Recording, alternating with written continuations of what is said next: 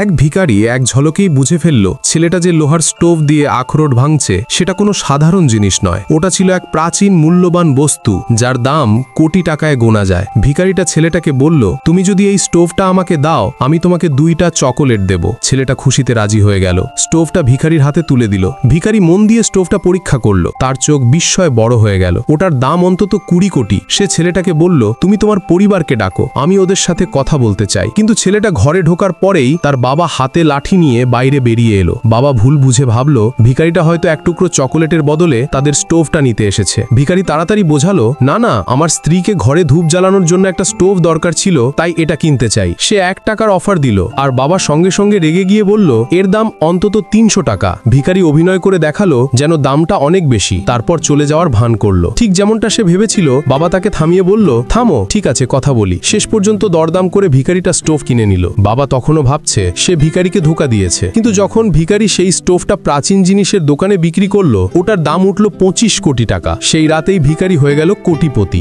এক নিমিষে বদলে গেল তার ভাগ্য।